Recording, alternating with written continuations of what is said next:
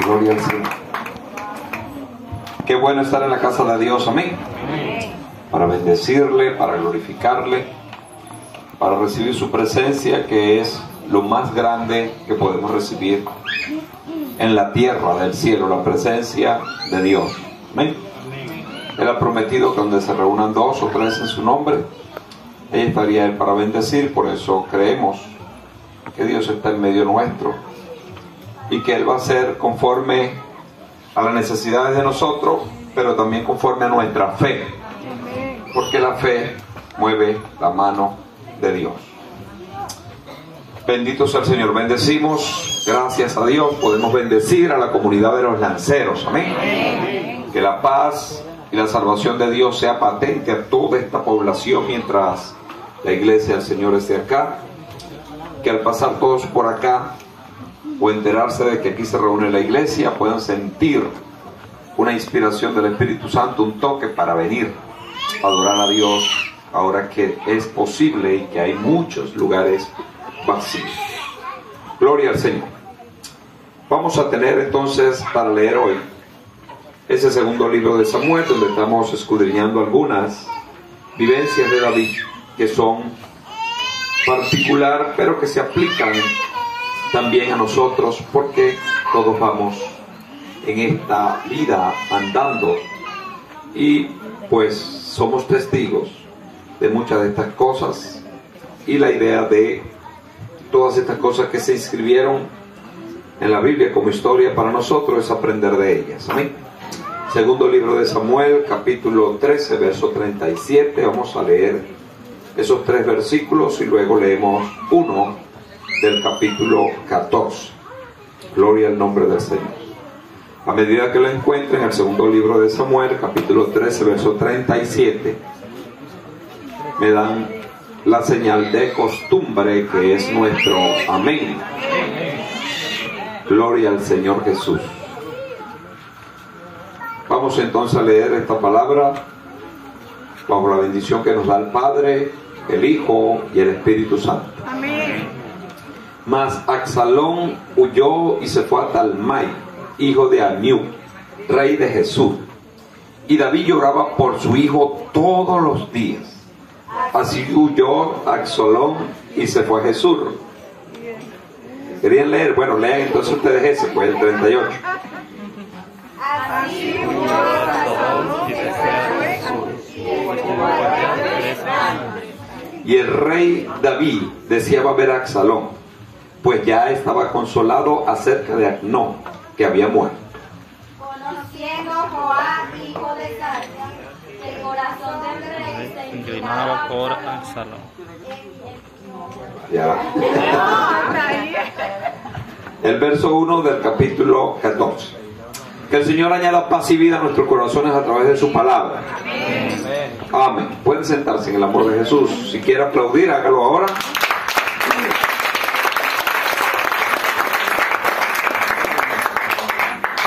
Gloria al Señor.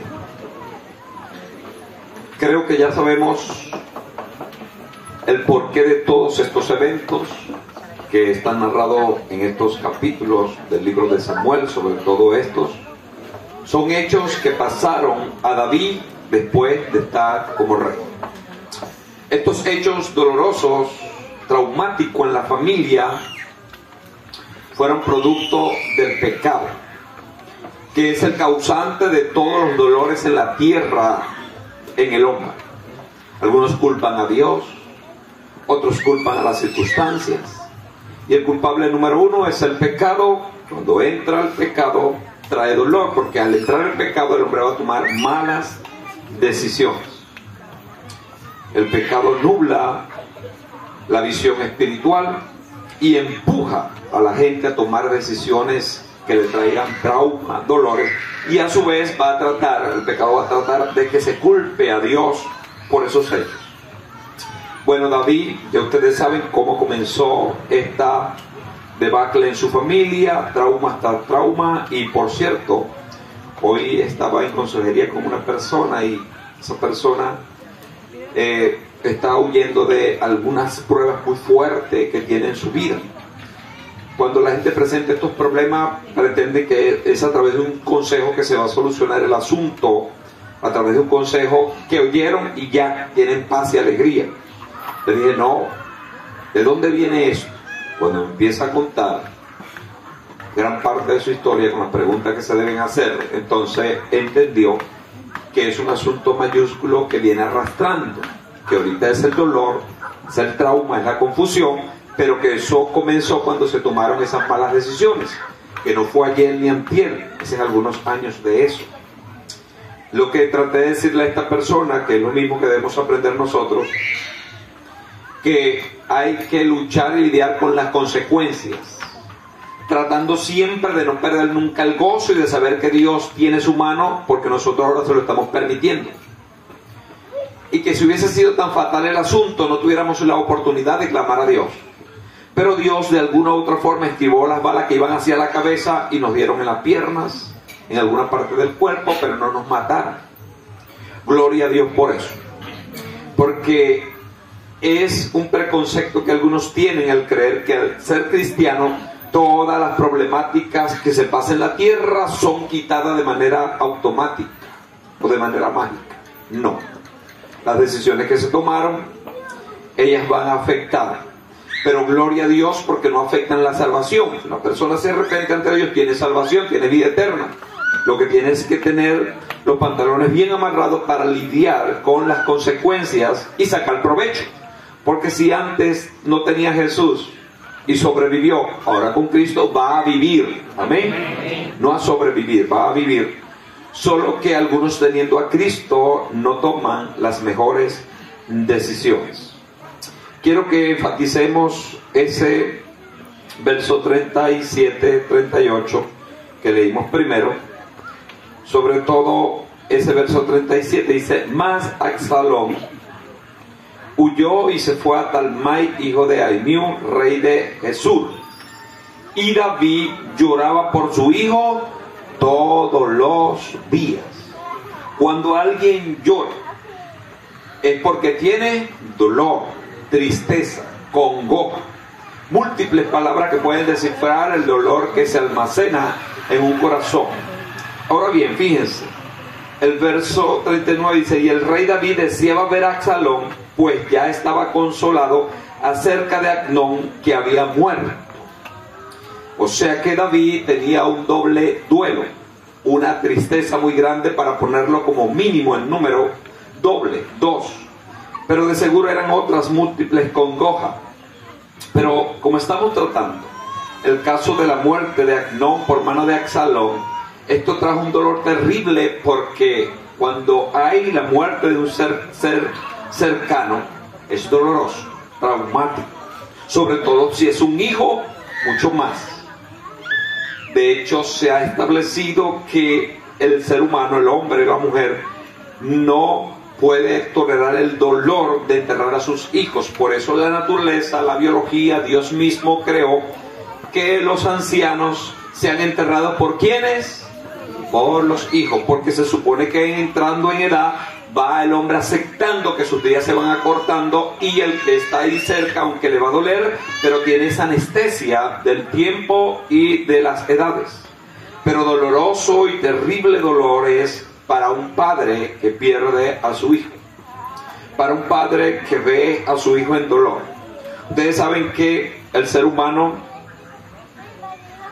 ha entrado en duelo por estos tipos de eventos, y psicológicamente dicen que cuando un ser pierde a alguien muy cercano, padre, hijo, cualquier ser cercano que haya entrelazado ahí el sentimiento muy profundo, va a tener 3 etapas de duelo. Ahorita así se maneja de manera psicológica, 3 etapas de duelo. La primera etapa que tiene una persona que pierde un ser querido es cuando escucha la noticia, cuando le dan la noticia de que su hija, su hijo, su padre, su tío ha muerto. Esto causa un hecatombe, un golpe certero, que es bien posible que si la persona no está preparada, se desmaya. Es la forma en que la biología y la física trabajan en el hombre. Algunas personas, cuando reciben esta noticia, caen de bruces. Es el primer duelo. Duelo que si no se hace el duelo correcto, no se supera. Pero todavía allí no está completo el asunto del duelo. Es una triple etapa que tiene que ser llevada al sistema del duelo. El otro duelo que se cree que reciben las personas o que reciben las personas cuando tienen un ser querido que ha partido es ver a la persona ya muerta. Ese es el otro duelo que golpea la mente del ser humano. Hemos tenido oportunidad de ver a personas que se arrojan sobre su ser querido que ya se ha muerto y no cree que está muerto. Lo levanta, lo toma, por eso es que incluso cuando hay un accidente se toma a esa persona y se le lleva lejos, porque él va a querer lanzarse sobre su hijo, sobre su padre, porque va a querer decir, no, él está durmiendo, algo pasó, él va a despertar. Pero cuando ve que ya no despierta, que sencillamente clínicamente está muerto, entonces es el segundo golpe y tiene que llevarse al duelo. Si no se supera, bueno, ni el primero ni el segundo van a causar problemas. Pero el tercer duelo es el más terrible, es el más doloroso. ¿A qué se refiere este duelo? A la ausencia.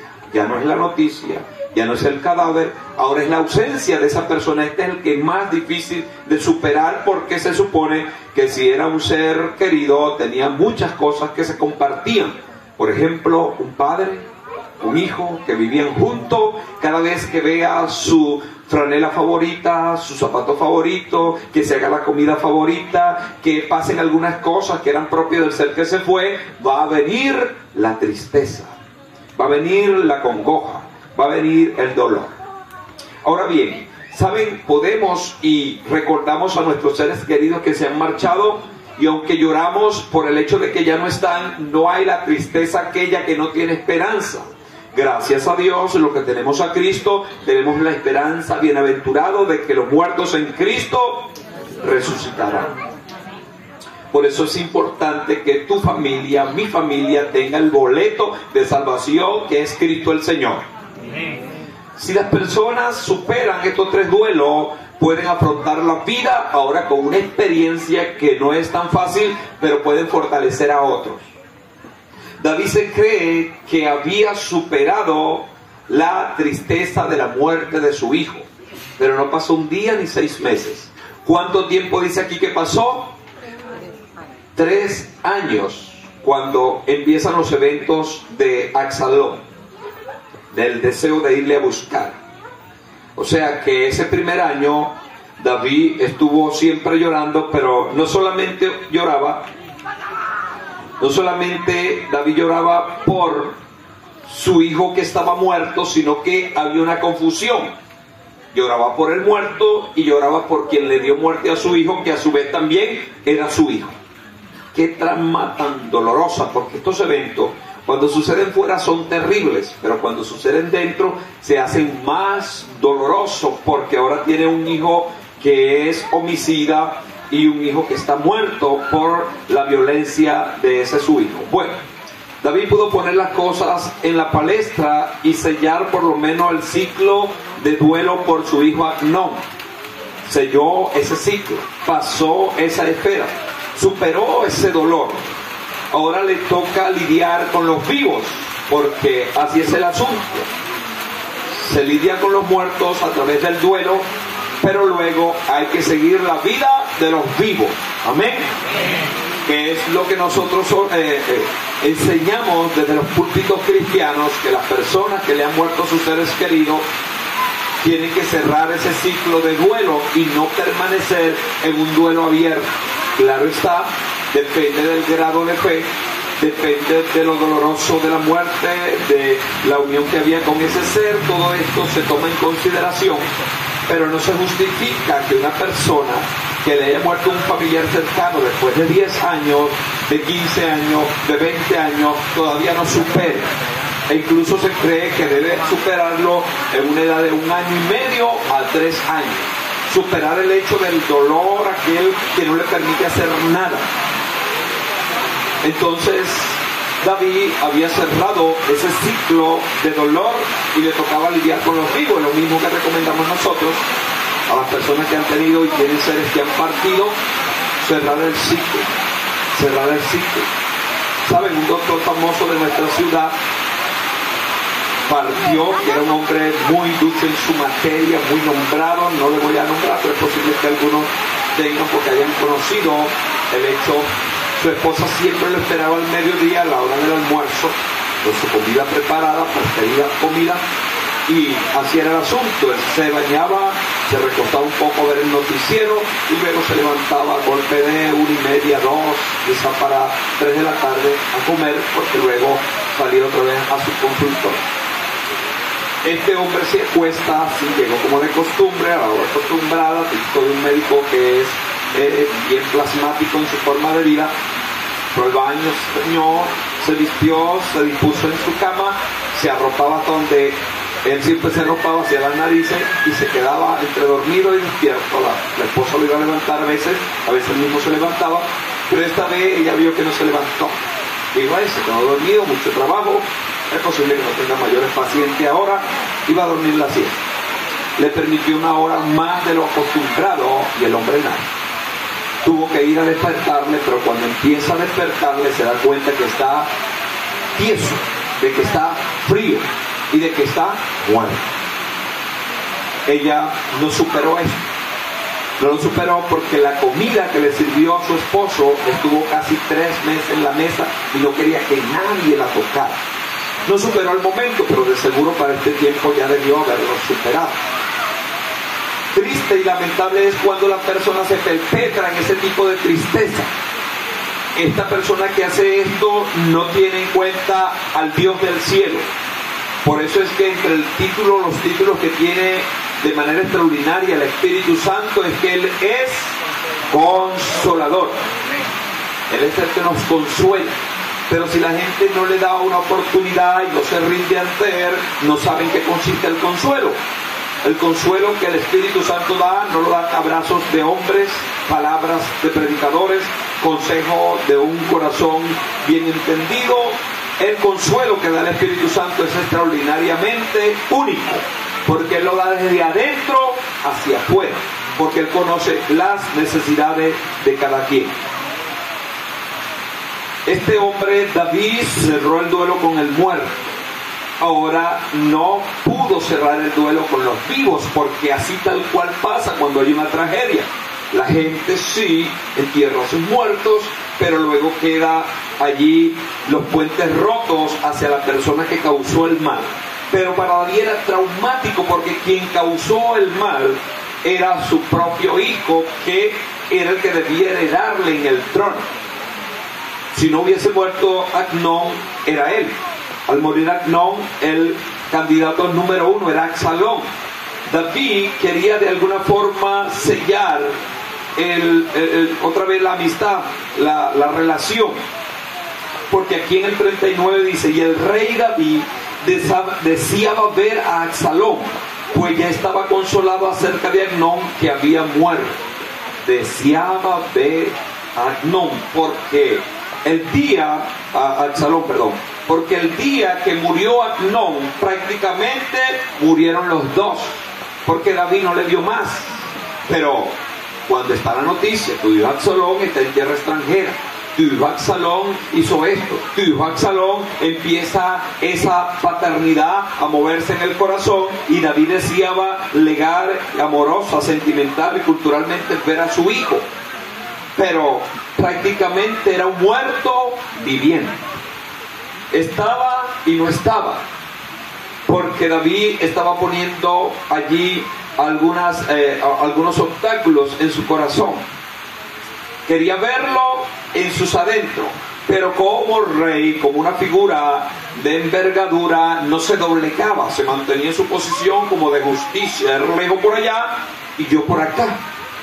Triste y lamentable cuando la gente tiene un vacío en su corazón de este tipo y lo maquilla, lo camuflajea con la hipocresía, queriendo creer que está bien cuando realmente está mal. Matar y ardéis de envidia, dice la Biblia. ¿De qué sirve tu apariencia cuando el alma desespera? Tal cual se le pudo aplicar este dicho a David. ¿De qué sirve tu apariencia cuando el alma está desesperada por ver a tu hijo.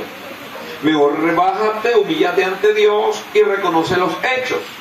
Era un hombre que hacía justicia. Él debía saber que, lamentablemente, por no haberle hecho justicia de una forma, Amnón creó este vacío de justicia y vino Absalón y puso la venganza en el espacio de justicia. Pues él, como rey, debería haber rellenado todas esas zanjas, pero lamentablemente no lo hizo. Deseaba ver a su hijo, ya no estaba llorando por Amnón, ya entendió que ese era el destino de Amnón, pero ahora queda el destino del vivo. Quiere verlo, pero la hipocresía le dice que no. Como decía el cantante que hoy está convertido, hipocresía, morir de sed habiendo tanta agua, queriendo amar y estar indiferente. Y la otra parte se me olvidó, tal vez sí se la debe saber, tampoco.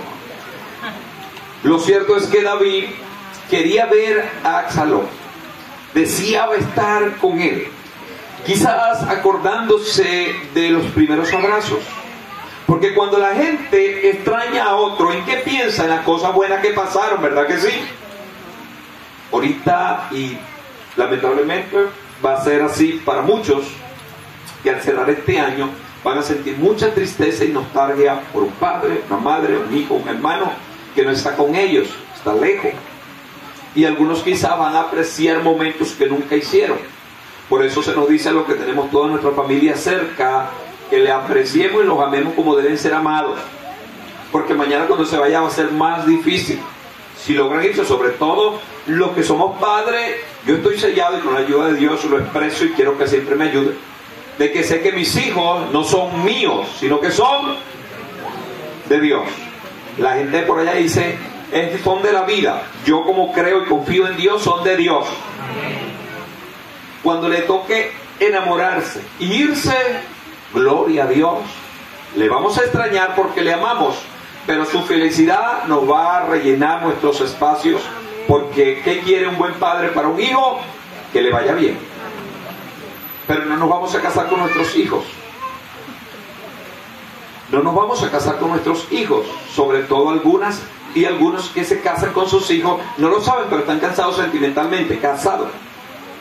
Si por ejemplo es una hija que tienen y cuando viene alguien a pretenderla o viene que hacer la tarea y cada tiempo que quiere hacer la tarea pues ya sabe que hay algo por allí, que el muchachito está pretendiendo a la muchacha, o si son ya adultos que tienen un pretendiente. Me acerco a mi hija y le digo, tú sabes que ese muchacho no te conviene. Pero a quién no le conviene. Ella ni siquiera lo ha conocido. Entonces por allí comienzan los celos egocéntricos, que no es precaución, sino que son celos porque esa persona tiene algún tipo de casamiento sentimental con su hija, con su hijo.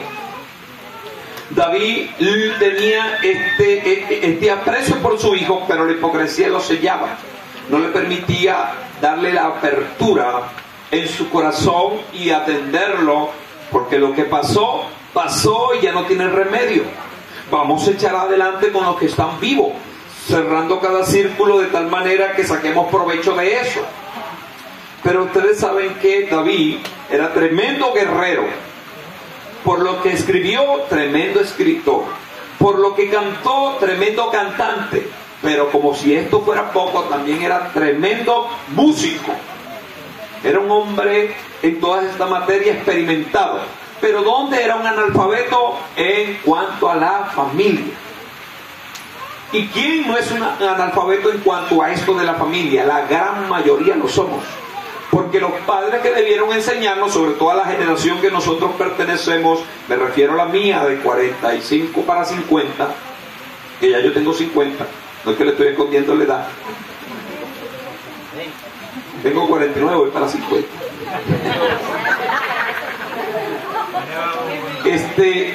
Nosotros, nuestros padres no nos enseñaban, porque ellos a su vez les enseñaron de manera primitiva. Decir un padre de eso, te amo, jamás. Se lo decía a la mujer del bar bajo la borrachera, porque ni siquiera era una mujer, cuanto más a un hijo. Entonces vinimos con esas carencias, establecimos nuestra familia. Por eso siempre se pide que tengamos paciencia el uno hacia el otro. Porque ¿cómo se puede dar lo que no se tiene? Entonces David era una persona experta en esto, en aquello y en lo otro, pero en la familia no sabía cómo bregar con eso. Una experiencia muy nueva, y lamentablemente ustedes saben que dijimos de él que él rompió el orden establecido en el original, en el principio de la creación, que era un hombre y una mujer. Él era un hombre con ¿cuántas mujeres? Mínimo con 3 de manera oficial, pero concubinas, llegaban las concubinas. No había un respeto en cuanto a esto, que es lo que la gente no entiende. Pero David entonces era un fornicario, sí. David era un adúltero, sí. Pero él no se perdió por eso, porque los pecados que lo mataban a ellos, sobre todo el pueblo judío, eran de otro tipo, no eran de estos. Porque la ley no vino para salvarle, la ley vino para decirle lo malo que era. El que siempre salvaba es el que siempre salva, a Jesucristo, a través de la gracia y el perdón. Que ahorita en la cristiandad está bien explicado, sí, porque nosotros estamos después de Cristo. Ellos eran antes de Cristo y mucho antes. David debe haber estado, en diferencia a Jesús, quizás unos 2000 años. Perdón, pero unos 1000 años. Este hombre no tenía un manual para atender a la familia, y mucho menos en cuanto a sentimientos. Para expresar los sentimientos de David hacia la esposa, porque sí, se pudo haber escrito de él porque era un cantante, y la poesía en el cantante es mucho, y la mayoría de los cantantes que son románticos, ¿verdad que sí? Pero usted ve que David escribe algún salmo dirigido a una de sus esposas, pero escribió bastante. ¿Y por qué? Ni una poesía. Tuvo que venir Salomón y escribió el libro que algunos no entienden, que es el libro de Cantar de los Cantares, que este Salomón, entre las múltiples experiencias, porque este llevó el sistema que el padre le enseñó a niveles más grandes. ¿Cuántas mujeres tuvo? 1300 y 700 esposas. No, al revés. 300 esposas. O sea que si él se llegaba a una de ellas por año, no cubría. Pero sencillamente David no escribió nada del romanticismo. No se inspiró y escribió acerca, porque era la figura que tenía de rey, y más de él, de un rey que venía matando enemigos, era un guerrero. Esto era muy cursi para él, pero de seguro en su intimidad debió haberle dicho a algunas de sus mujeres lo bonito que le quedaba el pelo, lo perfumado que estaba, las cosas que deben ser. Pero no se escribió nada acerca de eso. Ahora bien, dirigirse a un hijo para establecer los lazos de amor, de paternidad, muy complejo.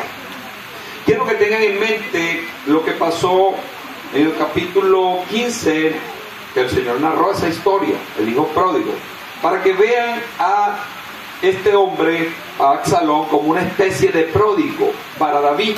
Pero quiero que nos centremos específicamente en el verso de lo que dijo Jesús de su padre, del padre del pródigo.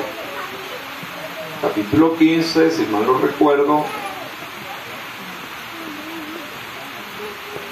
en el 20, el 20 de Lucas, bueno, capítulo 15 de Lucas, verso 20, dice: y levantándose vino a su padre, y cuando aún estaba de lejos, lo vio su padre, y fue movido a misericordia, y corrió y se echó sobre su cuello, y le besó. David, aunque quería ver a su hijo Absalón, no tenía esta disposición en el corazón. Absalón es una especie de pródigo, despilfarrador. Malgastó el amor y la confianza que se le entregó, porque él pudo haber ido al rey y decir: rey, yo soy príncipe segundo en el trono, yo demando que se me haga justicia por la violación de mi hermana. Si es posible, vamos a entrar en un duelo a muerte, Amnón y yo. David, quizá viendo la premura o la decisión, lo decidido de su hijo, toma algún tipo de corrección, pero tapó a aquellos con alfombras, y los muertos no se pueden tapar con alfombra ni con nada, los muertos tienen que estar enterrados. Pero ahora su corazón quiere ver a su hijo Absalón, pero no sabe cómo expresar el amor, no sabe cómo expresar esos puentes, cómo tender esos puentes. Él ordenó que se fuera, que no le quería ver más. Pero este hombre, el padre del pródigo, aquí está y declara con mucha sencillez lo que debió haberle pasado a David. Mire, este padre del pródigo, mire lo que dice: y lo vio su padre y fue movido a misericordia. Lo vio. Si lo vio es porque lo estaba buscando o esperando. Y vamos a poner una idea gráfica. Posiblemente por ser un hacendado pudiente, tenía una casa bien construida en una especie de colina donde se podía ver todo su rebaño y los caminos que conducían a su casa, sobre todo el camino principal, que de esas casas siempre llegan a la puerta principal. Este hombre tenía esa casa construida, pero tenía un aposento de su ventana favorita. De su ventana favorita. ¿Usted tiene su ventana favorita en su casa? La gran mayoría lo tiene. Y mientras más viejos nos vamos poniendo, no solamente ventanas, sino puertas también. Conozco un varón, fuimos a una construcción que está haciendo en Maracay y dijo: voy a tumbar esto, mamá, porque aquí va la otra pared. ¡No! Me tumbe mi ventana. ¿Pero por qué? Porque aquí donde me siento yo, y efectivamente tienen más de 5 años sentándose a hacer cafecito, a hacer la cosa, como vive sola, se sienta en la ventana a montar guardia desde las 7 de la mañana hasta las 11:45, donde va a hacer el almuerzo, luego vuelve otra vez a su ventana hasta las 6 de la tarde. Más de 5 años en este plan.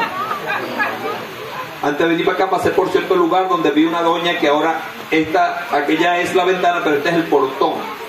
Así asomaban el portón casi todo el día. Yo digo, esas son manías de viejo, y nos vamos a poner viejos y de seguro alguna manía podemos tomar. Yo no sé si usted va a vigilar la ventana o la puerta o el portón, pero por favor, lo que sea, que no estorbe.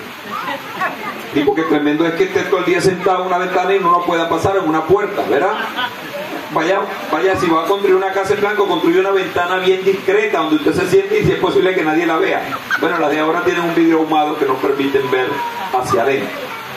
Bueno, el padre del pródigo estaba sentado todos los días mirando hacia ese camino, porque él tenía sobradas esperanzas de que su hijo iba a volver, de que su hijo iba a venir, de que su hijo no estaba preparado para estar en la calle, de aunque duró algún tiempo, pero fue mientras le duró el combustible de dinero, el dinero. Una vez que se le acabó el dinero, se acabaron los amigos.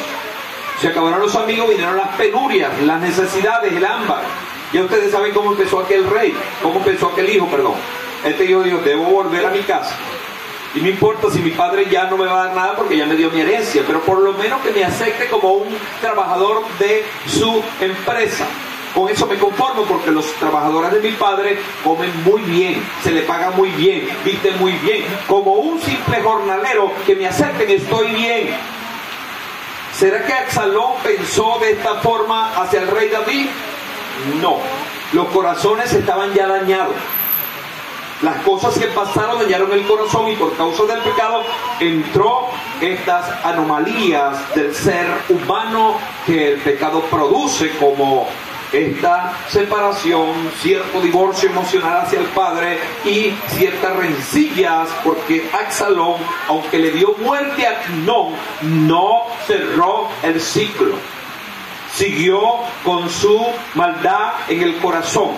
Porque ¿cuándo es que se cierra un ciclo de manera magistral? Cuando Dios está presente. Si no está presente Dios, siempre la gente va a quedar con muchas preguntas, con muchos vacíos. Por eso, en verdad, el único que puede llenar al hombre absolutamente es Dios. Absalón no fue a Dios. No se dice que ofrecía sacrificio, que era un hombre devoto a Dios, pero lamentablemente esto permitió que su corazón siguiera respirando por la herida, por la amargura, y se enseñó con su padre. Este padre del pródigo dice que, y cuando le vio,